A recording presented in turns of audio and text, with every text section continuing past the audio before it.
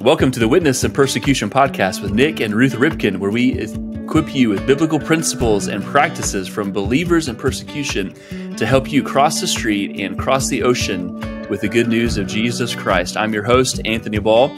We have Nik in the studio today, and we have a very special guest joining us. And I'm not going to steal his thunder, so I'm going to let Nik do a little introduction. But for the very first time on Witness and Persecution, we have a guest with us, and it's going to be a wide-ranging, very authentic, honest conversation about church, ministry, pastoring, missions, kind of all the above. And so Pastor Tim from Fruit Cove Baptist Church in Florida, we're so glad that you joined us today. Nik, I'm going to let you take it away. Give us some background, not necessarily why you're here, but why Tim is here, and kind of take us away and kick off this conversation today. Well, in wanting to have full disclosure, Tim and I are both rednecks. He's from Eastern Kentucky. I'm from sort of north central Kentucky, and this is I don't have a better friend in the world than Dr. Tim Maynard, who for the last 30 years has been pastor of the Fruit Cove Baptist Church. And Ruth and I met him and Pam and their kids on our first furlough. We had been 5 years on the field. We came home, wore out from South Africa and apartheid, and did about 90% of a doctorate. And I sat by Tim in those early classes, and we just bonded and started visiting his church there just south of Louisville. And that little church took us under their arm, and they sent us a care package about every month. They did that, and then they moved down to Fruit Cove across the river from Jacksonville, Florida. And Tim probably swears it's not true, but I know it is true, that he went to a little brick church of 100 people, 101 people, and out of that 100 that voted for him to be their pastor, 99 voted for him and 1 voted against him, and he's been looking for that one person for 30 years. So, not going to leave till I find him either. Not going to leave till he finds them. And I remember we came home on that furlough, and they had us speak at the Southern Baptist Convention in Orlando, Florida, and Tim and Pam did you keep all 3 boys? We did, yeah, we did. Well, then our youngest was just 2 years old. He was that. He was a little one. Yeah, and they just took them for the whole week to let Mom and I go down there and speak and play around in Orlando a little bit. And I remember later on Pam calling us, or we were talking somehow, and she said, when we were at the little church in Kentucky, we used to send you a care package every month. Now that we're at a church that's growing quite big, we've never sent you anything. So we sent them a list. They passed it around their Sunday schools. And no lying, they sent us 3 pallets, shipping pallets, with stuff on it: Kool-Aid, popcorn, chocolate chips, cookies, enough Kool-Aid to color the Indian Ocean. It was 3 foot by 3 foot by 3 foot, about 4 foot tall. And I was called in to the Ministry of Interior of the government of Addis Ababa, Ethiopia, telling me why I was starting a business in secret without applying for the proper papers and permission. Because honestly, on those 3 pallets that the church sent us was more than any store in Ethiopia had at that time. It was just awesome. And they actually sent me a note that it was shipped to UPS in Addis Ababa. The only one problem was Addis Ababa didn't have a UPS. So I had to track it down, and I finally found it in customs at the airport. They finally decided to release it when I described to them what we were and what we were going to do with it and all this good stuff. And we had been on the mission field quite a long time when that happened. And I went to the airport, and they had taken all that stuff out of 3 pallets, thousands of things, and was reading and making sure in Ethiopia that nothing was expired. Now, I don't point any fingers at them, but I don't know that I ever got medicine that hadn't been expired for up to a year. And the only way you knew that the medicine was good is if you had side effects. But anyway, we called the workers and told them what we had. And we had all this stuff in the garage, carport outside our house. And they came over, 30, 40 of them, and there was the biggest feeding frenzy you ever saw. And we charged them $1 a pound of the stuff that they took with them to help pay for the customs. But that's the kind of fun things that we've done. But, I learned from Tim, Ruth and I did, how to lead our teams in hard places. And we would tell people that were in our office on our support team, when people called in from Mogadishu, when they called in from Northeast Kenya, when they called in from Southern Somalia, when they called in from Djibouti, if they asked us to get them a pink elephant, we would say, yes, we will do that. And then we would put down the radio and look at each other like, how are we going to do that? And if it was just impossible, later on we would talk to them and say, we've moved heaven and earth, and maybe 1 out of 50 times we just couldn't meet their needs. But they just knew when they called needing to know that somebody cared, that we at our office and at our support place, we were going to say yes. That's what Tim and Fruit Cove have done for us for 30 years. Well, for Tim and Pam, 32, 34 years, is that when we called and say, we're wore out, we've spent our last dime, we have nothing to buy resources with, Fruit Cove, their answer was, don't worry about it, we've got you covered. And it was always a yes, and they all never let us down. And so it's my joy to introduce my best friend Tim to you all. And Tim, what do you remember about how we first got together? I remember sitting in the doctoral class and thinking about how boring it was until I got to know the guy sitting beside me. And I thought, okay, I think I'm going to be able to survive this. It was not a real exciting class, if I remember, but you brought some spice to it that I thought, okay, I like this guy. And I remember I started traveling with you as you would go around to different churches, different places around Kentucky, talking about your time in South Africa. And, and I did it partly because I just liked hanging out with you, but it started digging deep into me that, okay, this is what missions looks like. This is what missionaries really do. And I had not really ever been exposed to that. So my biggest takeaway, my biggest educational point in my doctoral degree, I believe, was just going, oh, this is what a missionary is. This is what it really looks like. And to watch you guys and get to know you guys was just the greatest gift I could imagine. So it has been a joy just to do that. I remember both of us trying to sit around and figure out how to get our doctoral projects typed and all those kind of things, because those were pre-computer days. And so it will be, it's just, it was a great time. I didn't know I was going to end up meeting my best friend in that time. So it's really been a joyful journey. Really has been. So we had one class on member care, pastoral care, and they didn't ask me. They told me to bring Ruth to the class, and they had everybody else. They told Ruth and I just to be still, and they mapped all the pastors there on all the stresses in being a pastor and leader of a church. And again, for me, that was the hardest job I've ever done, because I just wasn't meant to be that. And out of a level 10, a lot of these men, I don't think in those classes we had any ladies. Their stress levels were somewhere between an 8 and a 10.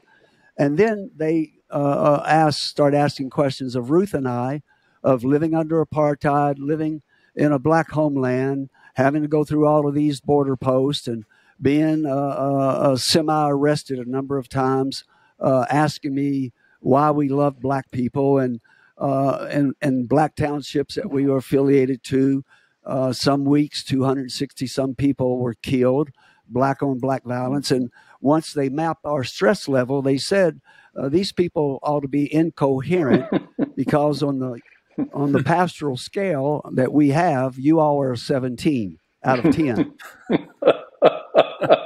And I said, well, I felt good before this class, you know. And there were some things I watched him do in that rural class that was similar to what was going on in South Africa with apartheid, and back then they had an active Ku Klux Klan in the area, and Tim took some. He just risked his whole ministry to do what's right and to make sure that we could say openly in churches in America what we were also sort of combating because of the love of Christ for all people in South Africa. And then as he moved down near Jacksonville, across the river from Jacksonville, Florida, Tim has built a church that has embraced the world. And I think it would behoove us to let just Tim walk us through some of the things that the church has attempted to do, what's worked well, maybe if there were some things that haven't worked well.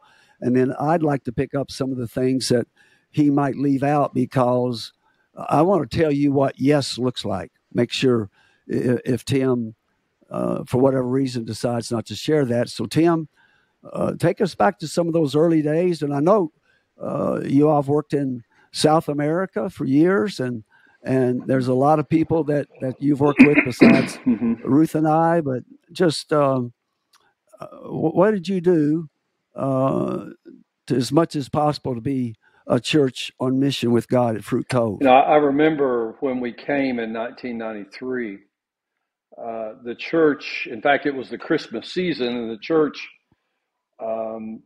had a high level of commitment to the Lottie Moon offering. They were very committed, and for the size of church they actually had an outsized goal for their Lottie Moon. Now, I found out later that there was an elderly couple in the church who did not have children, but who had a lot of money, and they would make sure every year that the church met its goal. So whatever the shortfall was, they would make sure they hit it.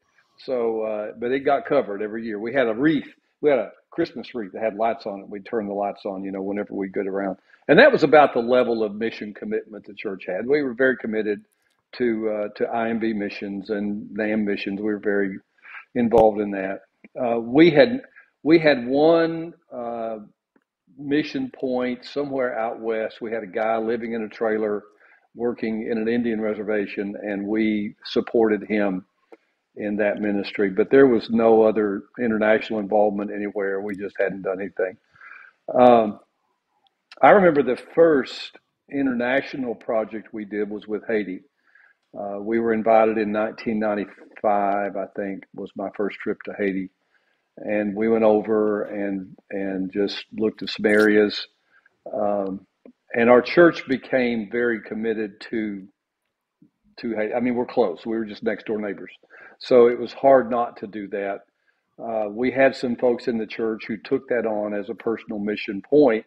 So I did a couple of trips over to 2 or 3 times. I know there was one time that I went over as president of the Florida Baptist Convention, and they heard that the president had come from America, and they threw a voodoo party in my honor at a camp right next door to our Baptist home there that we stayed in, and several goats died that night. We did not get any of the barbecue, but it was quite an interesting event that was done in my honor, and they told me the goats are dying because of me. So that was really, I was really, So Haiti's been an interesting point. We've done a lot of Caribbean nation stuff just because we're right there. We're in Florida. It's just hard not to do that. So we've done stuff with Cuba and those kinds of things. And again, here's what I've seen. Every time we get involved in something, somebody besides me takes it. Somebody says, "This is mine. This is my thing." And so we leave that person and we let that person be the face of that ministry in the church. So if you want to go to Haiti, you go see these people. If you want to go to Cuba, you go see those people. We have another team now that's done that in Central America, in Antigua, and they are fervent in their commitment to Antigua, and there's some Mayan folks around there that they take care of, and it's a great thing. I don't do it. I mean, I went over one time, 2 times maybe. We built some houses, did some stuff, but they kind of took it and ran with it. And but my most exciting thing, I'm going to jump over a lot of stuff, but probably one of the most exciting things I've seen has happened recently, and that is when I took a gentleman and I went over, a friend of mine named Don. Don and I went over to Ethiopia, and he actually, I was not planning to go. He actually invited me over to his house one night. He fed me steak, and then he said, "I think you're supposed to go to Africa." And I said, "I am." He said, "Yeah." He said, and because I found out later that 2 of the other guys that were supposed to go with him couldn't go, and he didn't want to go by himself. So he said, "I think you should go with me." And I said, "Well, I'm not really kind of ready to go to Africa just now." He said, "I think you're supposed to go." So I went with him, and we went over, and I said, "All right, if I get in trouble, it's on you, because this is your trip." So he took it very, very personally. But I watched the Lord working in his heart over there. This is a good guy. Don is a great, great brother and deeply involved in the church in a lot of ways. But I want to tell you, I watched the Lord just break his heart for Africa over there. I watched him sit with Ken, our friends Doug and Lita, and we sat in their house, and Doug told his story, and I just watched the Holy Spirit just go, okay. And he did a word. I mean, I'm sitting there watching. I'm just going, this is insane. It's really was something. So Don is now the face of Africa for us. So he's, when we do Africa, I said, "You're the guy. You're the Africa guy." So anything we do over there now is going through him. So we kind of station people in different areas, different locales.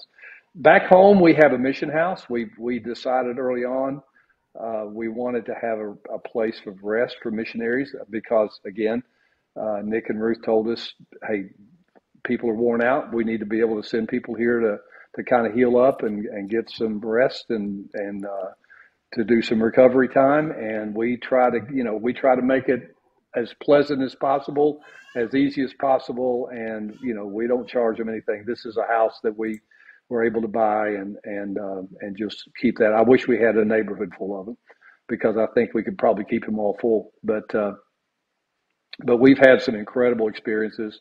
It's opened doors for us to get into India, to go to Southeast Asia, places that we had never really touched before, as well as just, doing what we can do to take care of the folks in the Horn. So it's been it's just been great to be able to spread out that way and stretch out, do things that, we have deep partnerships in Romania and Bulgaria and, Eastern Europe. We have some good friends now in the Middle East and certainly some really, really great folks in North Africa. And so we've just got our folks spread out all over the place. We've seen people go on mission trips. We've seen people go as journey people. We've seen people go career, and it's just an incredible thing to watch. So it's been fun to see this, and the Lord's just taken us to the end, and then recently sent me to the edge. So that was that's been my journey. So yeah. I remember you told me that when you got back from this last trip, you told your church this was the first mission trip you've ever taken. What you know what? I have, again, I've been in a lot of different places. I by no means traveled like you have, but I've been in a lot of different places short term. Most of the time when we go, we went, a friend of mine, Neil Cordell, and I went to Turkey a couple of years ago. We went to Istanbul, and usually when we go into those places, we're treated as dignitaries. We're VIP treatment. We get VIP treatment. So we stay in nice motels. It just broke our hearts in Istanbul when we were staying in this really nice hotel. There was a Syrian family sleeping on the street right next door leaning up against the wall of the hotel we were sleeping in. I mean, we could have dropped stuff out the window and dropped it on them. I mean, they were right there. and they were, there's just part of the collateral from the Syrian refugee crisis, and we went up, we emptied out our suitcases and our, just everything we had, extra food stuff we brought, and took it down to this five members of the family. But we get treated really nice, and I've been in some hard places, but I've been in hard places treated very nicely. This was one of the few times that I have ever been on a mission trip where first of all, there were moments that I kind of actually feared for my life a little bit, and I thought, oh, I might die here. And that was the first time I'd ever really had that thought cross my mind, even in the midst of the goat slaughter in Haiti, and going through the teenage guards in Cuba and Havana, I never felt like, okay, they might shoot me, or the voodoo guys might get me. I never worried about that. But on this trip, I thought, this may not end well for me. this could, we're going to some places here that when you're driving past guys in pickup trucks with mounted machine guns on the back, and you're going, okay, so we're not playing anymore. This is not fun time. I got my first parasite. I'd never been able to say I'd gotten a parasite on a mission trip before, and I have done that now, and I don't ever want to do that again, but I did it this time. We got dropped in situations when we were near the border of Somalia. We were in a marketplace. Our host that were taking us around, basically started a conversation with a guy that owned one of the bazaars there, that ran one of the bazaars there. We got in a conversation with him. We were showing each other pictures of our family, and they walk off. The hosts walk off on us, just leave us there. They left us. I mean, we're in the middle of this place. We don't speak the language. We don't know what to do, but we're sitting here having a conversation with this guy, and they walk off and leave us. And I mean, like for 20 minutes, they're gone. They're doing whatever they're doing. They had a task when they were there, and they just left us standing there. So we talked about fishing. We connected where we could with the brother, and a really nice guy, but it was just bizarre. I'm thinking, okay, we're in the middle of the end of nowhere, and you just walked off and left us. We're so it was just, and that we stayed in that same area in a hotel that night. That was an experience by itself, and we were staying. It was 4 something. Four star. 4 something. We came back the second night. Our bathroom had been ransacked, torn to pieces. No reason, no explanation. We couldn't even talk. I mean, we couldn't even speak to the people. They did not speak English. We didn't speak, their language. We didn't speak Somali. And it was just, wow. I mean, it was one of those places where I thought that I've never felt so alone. It was just alone, just like, wow, this is really what it must feel like sometimes to folks that go over there. It's just like, I'm the only, I'm one of 5, I'm a complete minority over here. And so it was just all the experiences. You just go, oh, everything from getting sick on the food and then, the airplane trip back was just its own nightmare. And it was just like, but I got back and I thought, okay, now I've been on a mission trip. This was the real thing. I had never been on one before. I've been on some really nice trips in other countries, and I've visited, missionaries in other countries on those trips, but I have never gone and been that immersed in the culture and felt that, and felt the lostness of that, felt that not just me being alone, but just you feel the loss. You just feel it. You just go, man. And it's just everywhere you look, it was just unreal. So it was a very, very good experience for me. I mean, I'm glad I did it. I told when we got back, I said, I don't think I'll do that again for a little while, but that was a really, really eye-opening moment for me. So.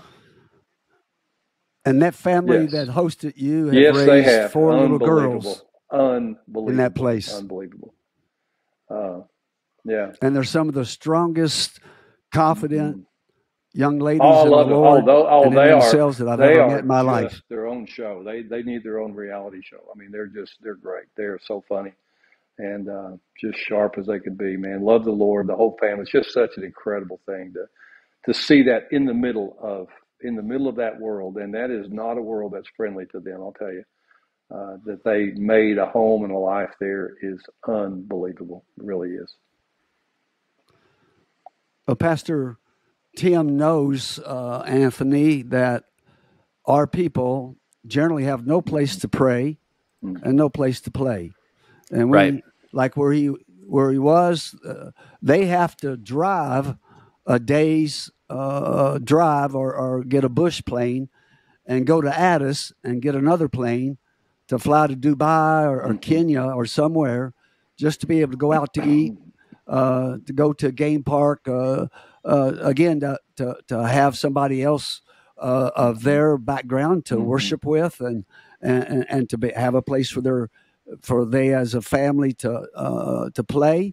And because of finances, there was a time when Ruth and I were involved in leadership of all North Africa and the Middle East, and we can only get our people together once every 3 years, and it costs around $400,000 to bring everybody in, and we get a nice hotel there in Dubai, and then we asked Tim and Fruit Cove if they would come out and lead the worship, and I'd like for Tim to talk for a bit about that, because for us, that was a life-changing event, and I don't know if his praise team noticed or not, but it always happens when our people gather in a place like that where they've had no place to play or pray, and their praise team starts singing. Not a one of our people join in. They're all weeping. They're on their face before the Lord, because for the first time in months, if not years, they're being able to experience corporate worship with people like themselves and not having to watch, being careful about their words. And so, Tim, do you remember how many people you brought out? We brought 35. I remember very clearly, because I remember we had to clear 35 personal bags and 35 bags full of contraband, which was, Christian materials and different stuff that we were bringing into the country. And I felt very responsible. We had kids with us. We had youth with us. We had, just everything we needed. I had all the VBS supplies. And, we bought out a bookstore, brought that with us. And, just had all that stuff trying to get. And so everybody was taking a personal bag through customs and that bag. And my first moment of absolute panic was, man, if they open one of those bags, we're in trouble. Somebody's going to get in trouble here. It's going to be bad. So I'm sitting here we're getting ready to go through, guys are sitting in there with their, everything. I mean, it's just like, okay, here we are in the Middle East. Well, we're in the middle of it now. And we start to go through, and immediately, just before we got the first bag on the conveyor belt, this chaos began. And we looked behind us, and an airliner filled with Pakistani people who were coming to work in Dubai had landed. And they flooded the passport area, and they just hustled out. They said, "Here, hurry, get it." They just got us through to get us out of the way so they could begin to process that. So it was. I just thought, okay, Lord, you got this. Yeah, it was unbelievable. So we started there but I'll tell you, it was the most meaningful week. I can't believe. I don't think I've ever had a more meaningful week. It was just one thing after the other. We did baptisms in the swimming pool.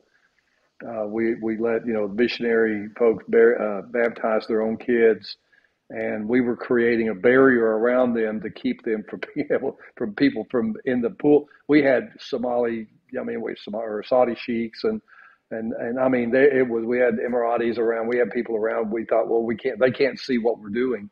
So we were trying to make it look like we were just doing swim lessons with our kids. But it was, to do that, to do a baptism in the middle of that. It was the most biblical thing. I'm just going, this is just the real deal. But the worship was absolutely beautiful. We brought in a lot of folks to just give physical comfort and support, manicurists. We brought in physical therapists. We brought in all kinds of folks to kind of work with that.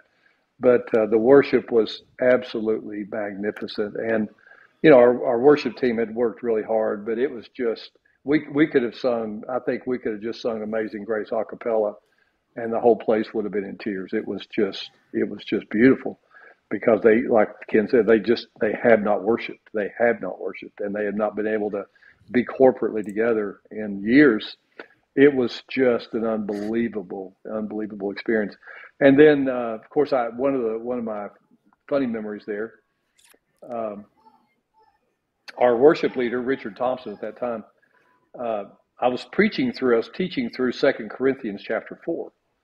And we'd gotten to the place where it talked about, we're just, we're earthen vessels, we're clay pots. And so he decided he wanted to decorate the stage with just some clay pots, just put them up on the stage just to reinforce the theme of the night. So he went out, he hailed a taxi cab. He told the cab driver he was looking for pots.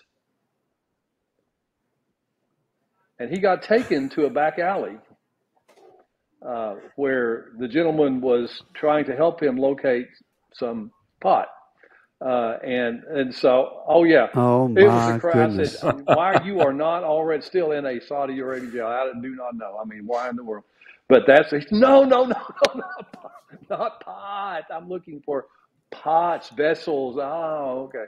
So it was fun. I thought, of all people to do that, he would do it. But it was, he said, I just want to help you out. I said, yeah, okay. You can bail you out of jail, but. They brought they brought suitcases and bags of treats and foods, and customs actually held those. And I went with a couple of staff members from the church in this upper room, where women and men were reading the labels on every piece of candy, every package of noodle. And it's amazing how many things might have an extract of pork in them for flavoring or something like that. And the guys were a little bit nervous, but I was just saying, listen, don't worry. All they're going to do is throw it in a trash can. You're not going to get in trouble for it. But we went and stopped, and they wanted to buy some coffee. We got in there, and a couple young men just started going after us, and just really about the whole thing between Christianity and Islam, and I just went ahead and shopped, and Tim's guys, being the first time they experienced that, they'd say, Nick, are we going to be all right? Nick, we need to get out of here. Nick, do we need to get in the taxi? I said, no, don't worry about it. And we finally checked out, and they had told us how much they hate our government and hate our president, which is a normal thing. You get that only 99.9% of the time.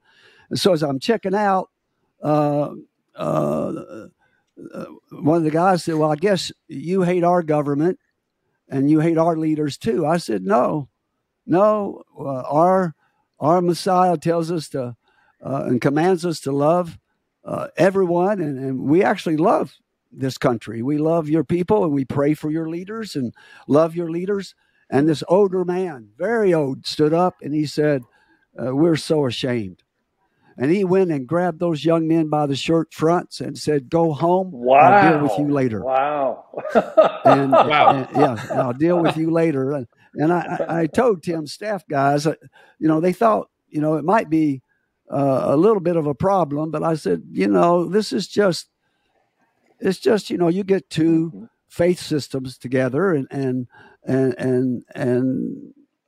especially when you got Gulf War stuff in the background, you're going to get this. But if you just remember to love your neighbor and to remember that Jesus served an environment that was much worse than this, and he carried it off, and he modeled for us what to do. By the way, the reason we could go to a nice place like that when it was 110 to 120 degrees outside was because it's so hot. Tourists don't usually come that time of the year, and we could rent out most of the hotel for a fraction of the cost. And Anthony, is so hot in the swimming pool that they refrigerate it. Yeah. They refrigerate their huge Olympic-sized pool. Wow. Otherwise, you can't get in the water. It's too hot. I actually did not know that. And it's right on. It was right on the Indian Ocean. And I'll tell you what. You have the pool, and then right beyond that was the yes. ocean. So it was, It's blood Wow. warm. It's blood warm in the water of the ocean and blood warm in the pool. But every time that Ruth and I have come home, and sometimes in between that, Fruit Cove, Tim would lead them, and they would rent a condo on the east coast of Florida and give us a vehicle if we didn't have one, give us tickets to Disneyland for the boys, give us a rental car, give us money for our pockets.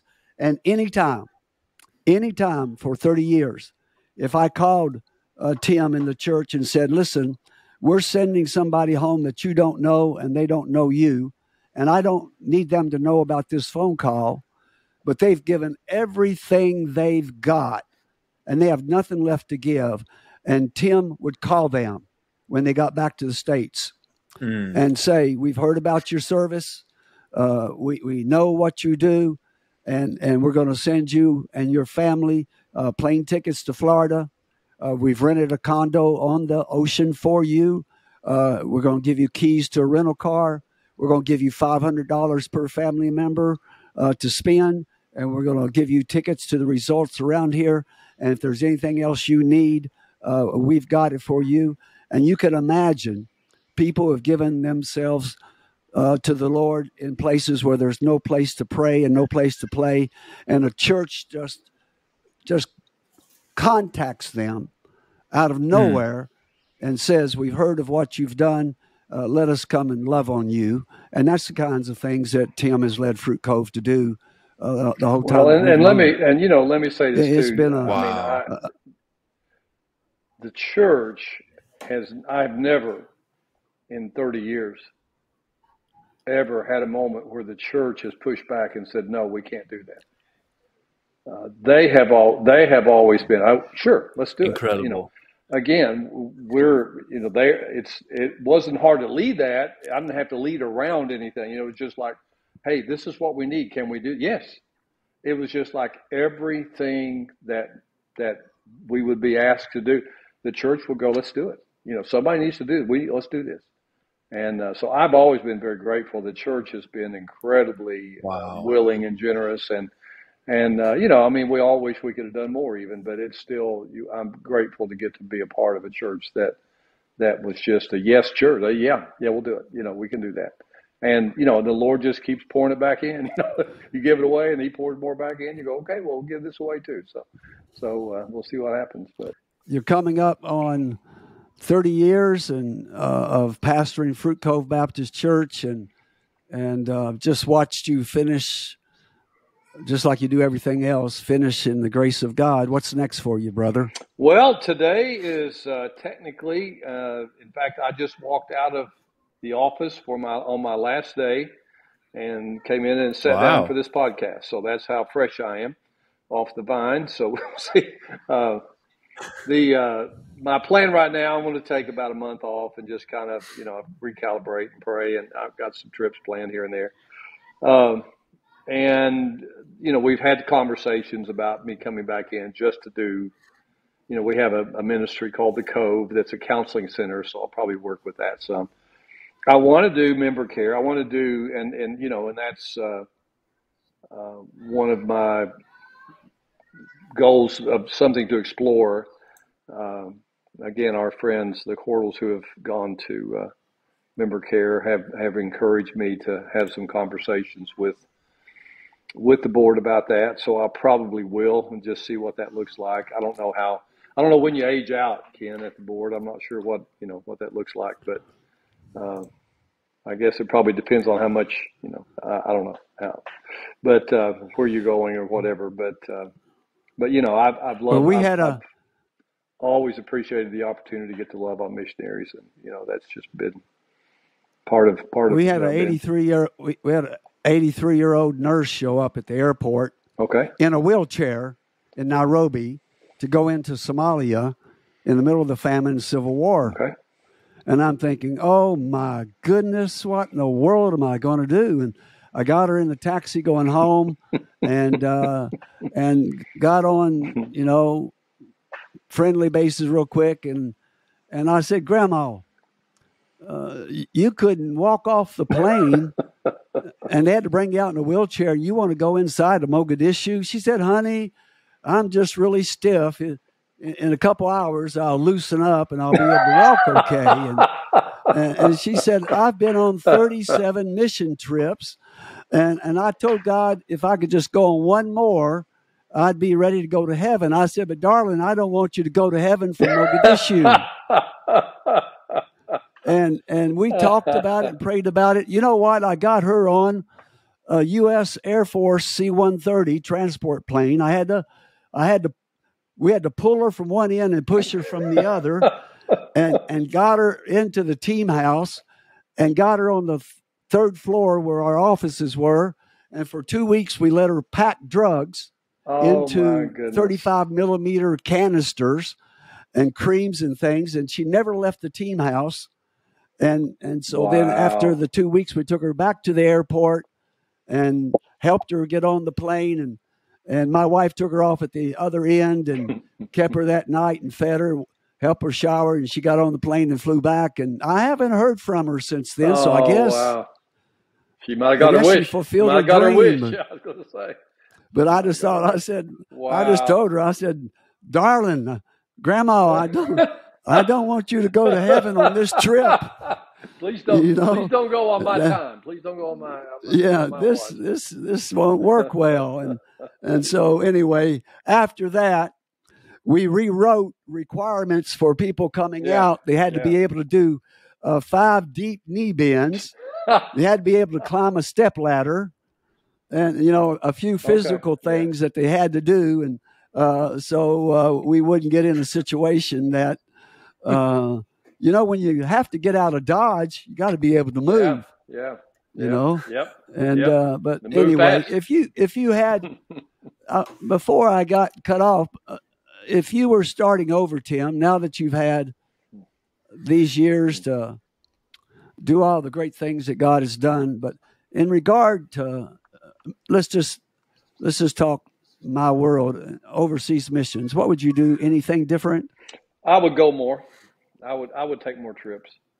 I would probably drag my kids along more and let them see it. And, I didn't do that much because I didn't always feel necessarily secure and safe to do it. And I just thought, I'm not sure if I want to, I don't know what we're getting into here. So I'm not going to pull them into it. But I think I would have been more personally. I think it's really important for the leadership to kind of actually be, they say biblical kings were not figureheads. When a king went to war, he was at the front of the line leading the army. And I think that's a key to leadership and missions. I think the pastor needs to be in the front of the line leading the army. If you want the army to go, you can't sit home on your porch and go, well, why don't you go do that? They have to see that you win. You cared enough to go and see that place that you're going to send people to. And of course, that's not been a problem for you because you have there's no place you wouldn't go, and there's no place that I just know you're gonna end your life without ever seeing nearly the percentage of places you want to see.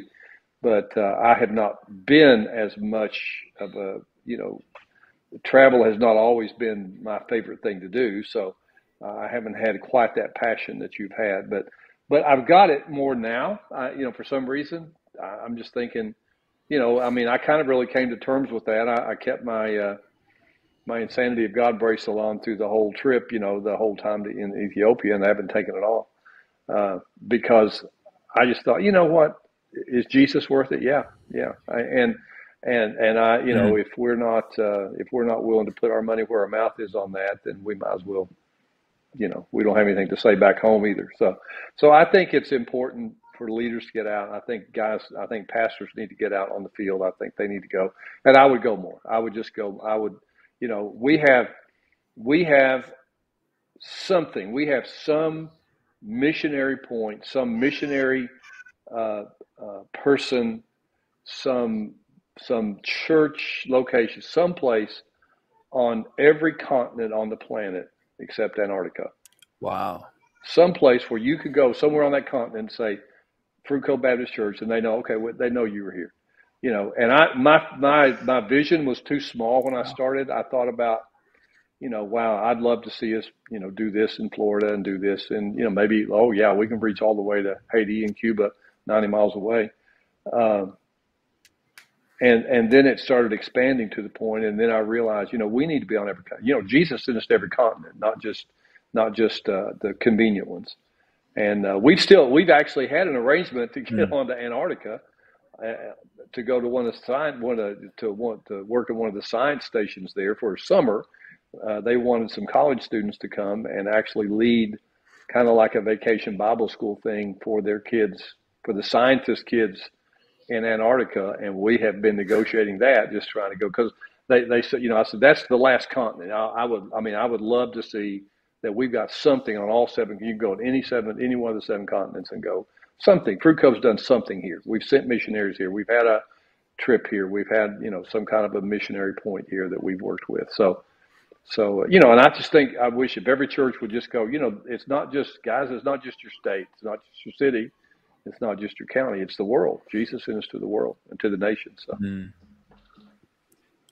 Tim, if you don't mind, let me ask you a question, because I don't know if we got to drill down on it a lot, but you just completed about an hour ago about 30 years of ministry. And you mentioned earlier, you said that when you got there in 1993, the church's mission participation was essentially giving to Lottie Moon, which is great. Yeah. I mean, they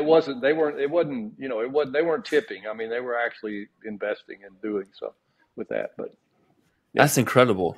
But what I'm interested in learning, and maybe if there may not be a single catalyst or a single route to it, but you look from 1993 to 2023, and you go from we give generously to mission offerings to we've got people in work on almost 7 continents now.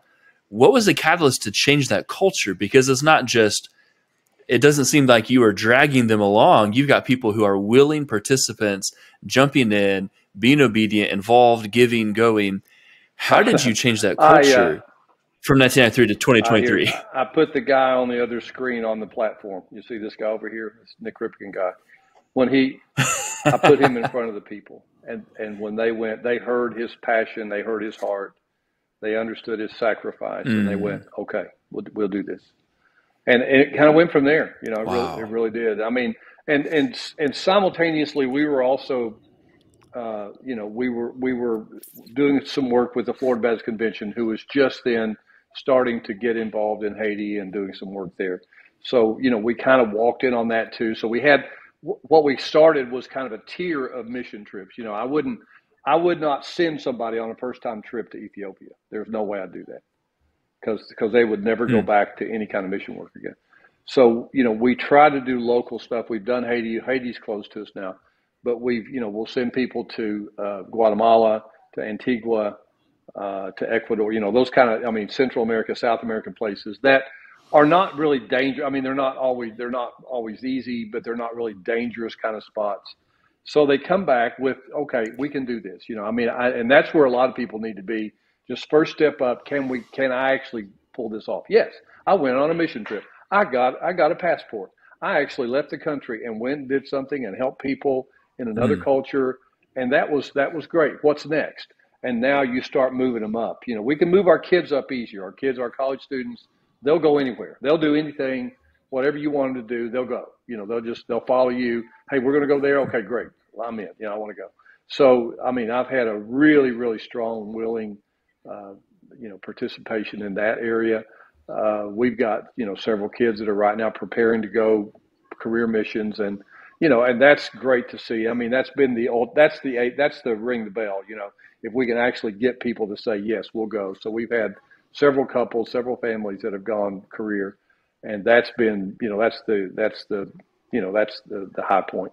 But, to be able to get people to go into the hard places and go, okay, so, I came back from, the other thing, I came back from Somalia, and and it changed, and I didn't have a particularly negative view of the Somali people. I wasn't like I just, I really didn't. But even though I wasn't so turned against, my face was not turned against him in any way. The time over there with them changed my perspective of the entire people group entirely. Now I know there's crazy fringe people in every group, and they're there. You get a bunch of cock guys going. It's going to get interesting. But I'm just sitting here watching these people. I'm going, these are people. They're trying to raise their kids. They're trying to buy food. They're trying to feed their families. They're trying to do the stuff. They're people, And when I found out that the word Somalia and Somali means go milk. And basically go milk a cow. Go milk a cow because we have company. No. We have it's hospitality. They're hospitable. It's usually go milk a camel. Okay, go milk. I'm sorry. It's usually go milk a camel. I'm still from Kentucky, but so go milk a camel. Go milk the camels because somebody came to see us. So go milk the camel. So I'm going. Great day. This is crazy. Why are we? It's just insane how we turn against people in this way. But it just even changed my perspective. I came back. I will never think about Somali people in the same way again. I won't. I'm just going, oh, wow. Yeah, that's these people. I see that shopkeeper who showed me pictures of his kids on his cell phone. I'm thinking, wow, he's just a guy. He's just a guy with kids, and what a cute, yeah. And that's what you do. I was showing him my granddaughter, and he was showing me, his kids.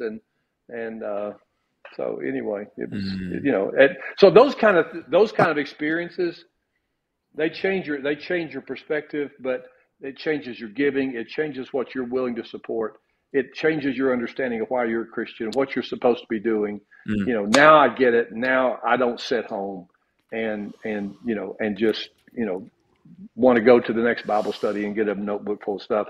I want to see somebody go. I want to see somebody go to the nations. And it changes a lot about you. So. Wow. This week, we entertained a family of 6. Now, Tim was just with this guy's parents in Addis Ababa, and they have done windmills, water wells all over the Horn of Africa, and some of the toughest places anywhere that for anybody does. And now his son, well, let me back up. His father was on the first volunteer trip that ever came to serve with us among the Somali people. And his father went to church, and his wife's been praying for years for him to step up, didn't sing, didn't pray, didn't do devotions with his family. He came out on that first Somali team and went back home after 10 days, and they asked him to give a 10-minute testimony. He had never spoken in church before, and 45 minutes later, he's still talking, and they're asking, who is this man and what have you done with Doug? And it changed his life and entirely. And this week, his son, his daughter-in-law, and their 4 grandchildren sat around our table, and they have just finished 7 weeks of training at our learning center, and they are driving across the West. He's going to a water well convention to learn how to repair motors on windmills. And in about 3 weeks, they'll get on an airplane with those 4 kids from the oldest is 10, the youngest is 6, 2 boys and 2 girls. And they will go to Addis Ababa, and he's going to, when his dad retires, they will, rather than his dad and mom going home to be with them and their grandchildren, their son and daughter-in-law and their grandchildren are going to take their place in Ethiopia, continuing providing living water and real water for the peoples of the Horn of Africa. And those kids, this is their first trip overseas. Wow. Now, Tim had the real experience. We almost never encourage people to come to the Horn of Africa for 2 weeks because everybody's going to get a stomach bug. They're going to get a parasite, and they're going to be sick for 2 weeks, and they're going to say, I'll never go back there. We need them. We need them for almost 6 months to a year because most of our people are going to have stomach problems, serious stomach problems for 6 months to a year in Ethiopia. And then things settle down and you get acclimated to it. But to watch this godly family turn over 20-some years of ministry that goes back to the first Somali volunteer trip in 1994. Man. And turn it over to his son, daughter-in-law, and 4 grandchildren will give you goosebumps and make you weep. Man.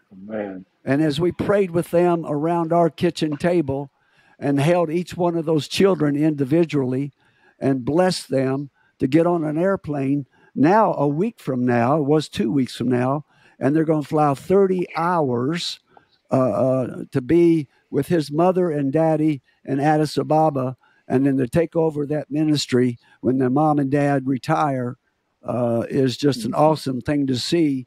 First generation and second generation family follow each other in the type of work that Tim went to visit. Just Wow. Unreal. Now, the question is that Tim and I talk about all the time, Anthony, we talk about it on this podcast, is how do we raise our sons and daughters, and how do we raise people up in our churches that can go across the street and across the oceans and just be obedient to do there what they're doing here. Of course, the environment's going to be a lot tougher, but the persecution is going to be the same. The rejection is going to be the same. The need for eternity is the same. Whether it's across the street or across the oceans. And I looked, Tim, at those 4 young kids, thinking about our 2 grandkids, and I thought, now I took 2 kids and had a 3rd kid in Africa. I don't know if I could sit in America and watch my grandkids and get on a plane with my son and my daughter-in-law and go do what we did and not go with them, and yet my body can't make the trip now. Going is easy. Sending is the hardest thing anybody can do. Pastors and church people and moms and dads and grandparents have the hardest job because sending is the hardest job on earth. Yep, I've still got holes where we sent people out, and it cost us. It's cost us. So it does. Yes. The money, money costs you, but you can get more money, but you lose good people. You go, wow. I mean, you don't get those back. So it's a different thing, but it's all good. It's all good. Yeah. Well, man, Tim, my thank pleasure. you, buddy. I've enjoyed it. Look forward to it. Anything? Don't walk away from us without any other word of wisdom you might have. I don't know that I have any more. I've got to kind of explore out loud with somebody what's next as far as, people say, what are you going to do next? I don't really have like a document or an assignment or, I'm going to be obedient, I hope, whatever that next is. And that next may be, let's go overseas, and I'm fine. If that's the case, okay, let's do it. So I'm kind of, I'm excited to see what's next for me. And I'm just praying that we can pass along to the new pastor that this is who this church is, and this is what we want to continue to be. And that I believe he's going to hear that and want to continue to walk in that direction. So because as I've told people all along, I said, there's a lot of people that really depend on Fruit Co. There's a lot of ministry points that we have helped kind of stay, keep them alive on some different levels, and we can't stop that. We have to keep doing that. We have to keep going and have to keep moving out. So anyway, I'm hoping that'll continue, even though I'm not going to have a whole lot of say in that. That's still, I think, my heart, my desire is to see that happen. So.